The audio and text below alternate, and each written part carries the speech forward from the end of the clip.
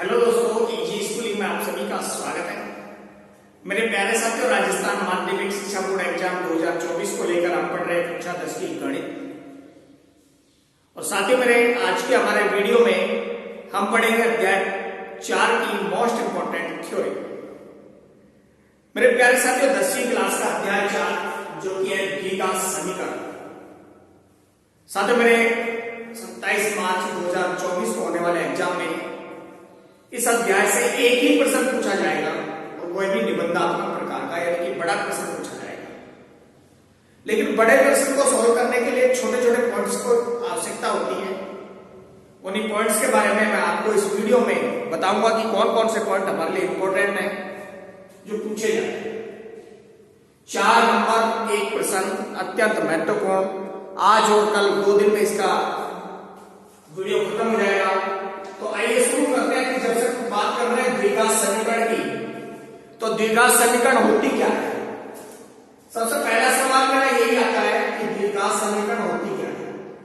तो द्विघात समीकरण एक ऐसी समीकरण होती है जिसमें अधिकतम घात कितनी होती है, 2। तो यहां पर जो द्विघात समीकरण है वो क्या है, हमारी ax² + bx + में c, जहां पर a b c क्या है, बड़ा वास्तविक संख्या है।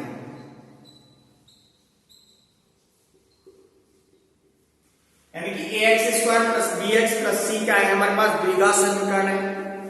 और यहां पर a b c वास्तविक संख्या है और x का है अचर है। x का मान निकालने के लिए हम किसका यूज करते हैं, जिसको कहते हैं मूल। क्या कहते हैं, मूल। और इसके लिए किसका काम में लेते हैं, मूल ज्ञात करने के लिए क्या करते हैं, सीधे घनाचार्य सूत्र। और सीधे घनाचार्य सूत्र होता है x बराबर माइनस का b plus minus √b² minus 4ac/2।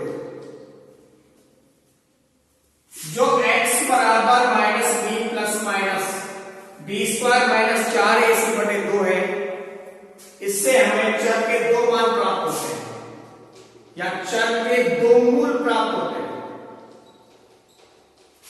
एक होता है x बराबर minus b plus √b² minus 4ac/2 है, और दूसरा होता है x बराबर minus b plus minus √b² minus 4ac/2। यानी कि एक बार हमें पॉजिटिव वैल्यू मिलती है और एक बार नेगेटिव वैल्यू मिलती है। एग्जाम्पल के लिए बात करें, एक एग्जाम्पल से आपको इसे समझाता हूं। एग्जाम्पल है कि 4x² + 6x + 8 बराबर 0 है। तो x का मान ज्ञात कीजिए। तो x का मान ज्ञात करने के लिए क्या करते हैं, इसकी धनाचार्य फॉर्मूला लगाते हैं। तो x बराबर कितना आ गया, यहां पर a बराबर कितना हुआ, 4, b बराबर 6 और c बराबर 8। तो माइनस b कितना हो गया, माइनस का 6 प्लस माइनस √b² 36 माइनस 4 गुणा में 4 गुणा में 8 बटे में 2 गुणा में 4।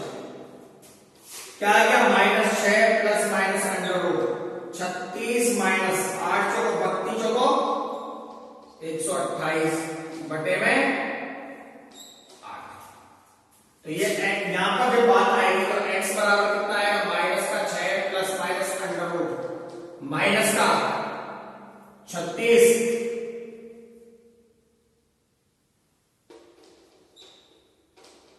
कितना हुआ, 16 में से 8 गए तो 8 में से 6 गए तो 2 और 12 यानी कि 12 में से कितना हो गया, तो ये 9 माइनस का 12 बटे में 8। तो इस तरह का हमारे पास यानी कि x का मान माइनस 6 प्लस √ में माइनस 92 बटे 8 और माइनस 6 माइनस √ में माइनस 92 बटे 8। इस तरह के हमें मान निकल गए सीधे धनाचार्य सूत्र से। तो द्विघात समीकरण जो है उसके मूल कैसे हैं, उन मूलों की जो प्रकृति होती है वह b² माइनस 4ac पर निर्भर करती है। यानी कि यहां पर मूलों की प्रकृति जो है वो किस पर निर्भर करती है, द्विघात समीकरण की b² माइनस 4ac पर। इस पर मूलों की प्रकृति निर्भर करती है और इसीलिए इसको द्विघात समीकरण का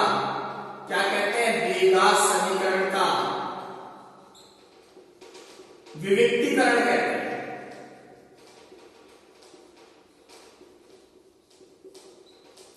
देखो साथियों में तो केस आता है कि मूलों की प्रवृत्ति कैसी है, तो बी स्क्वायर माइनस 4ac का मान जब 0 से कम होता है, यानी कि B square minus 4ac less than होता है 0, तो हमें कोई भी वास्तविक मूल प्राप्त नहीं होता है, कोई वास्तविक मूल नहीं प्राप्त होता है, वास्तविक मूल प्राप्त नहीं होता।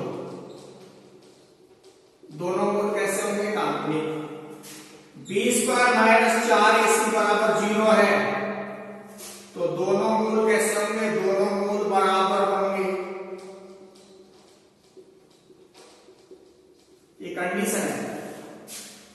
कैसे मूल है? दोनों मूल बराबर होंगे और कैसे होंगे? वास्तविक होंगे। और जब बी स्क्वायर माइनस 4ac का मान बड़ा हो जाता है 0 से, तो उस कंडीशन में दोनों भिन्न, दोनों मूल कैसे होंगे? दोनों मूल भिन्न होंगे, अलग अलग होंगे और वास्तविक होंगे।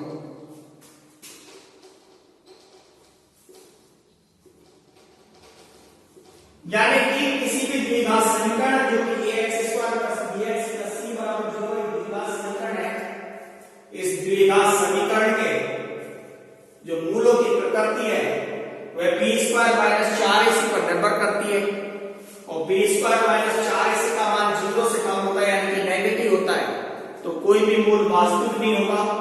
बी स्क्वायर माइनस 4ac जब 0 हो जाता है तो मूल कैसे होंगे? यानी कि मूल दोनों बराबर होंगे और वास्तविक होंगे, और बी स्क्वायर माइनस 4ac बड़ा है 0 से, तो दोनों मूल भिन्न होंगे और वास्तविक होंगे। ये एक द्विघात समीकरण है ax square plus bx plus c। द्विघात समीकरण कैसी है? ax square plus bx plus c बराबर 0, और इसके मूल हमने मान लिए क्या है? अल्फा और बीटा है, तो मूलों का योग क्या है? अल्फा प्लस बीटा बराबर होगा माइनस b बटे a।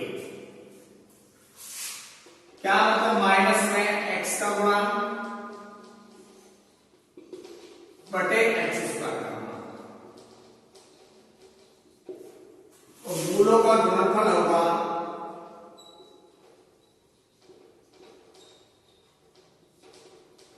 अल्फा गुणा बीटा बराबर में c बटे a माइनस, माइनस में अचर पद बटे में x स्क्वायर का गुणा। ठीक है।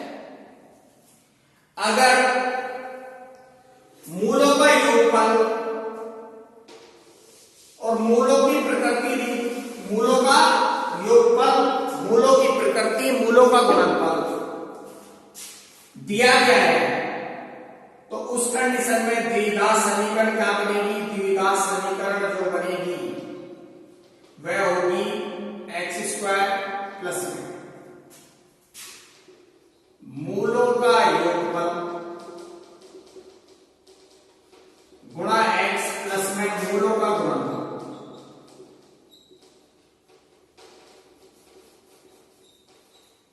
बराबर 0। तो ये द्विघात समीकरण बनेगी जब मूलों का योगफल और मूलों का गुणनफल आपको दिया जाएगा।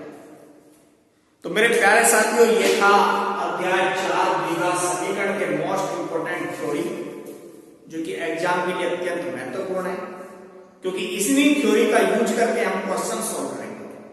कल का वीडियो देखना ना भूलें, क्योंकि नेक्स्ट वीडियो में हम इसी के मोस्ट इंपोर्टेंट क्वेश्चंस करेंगे।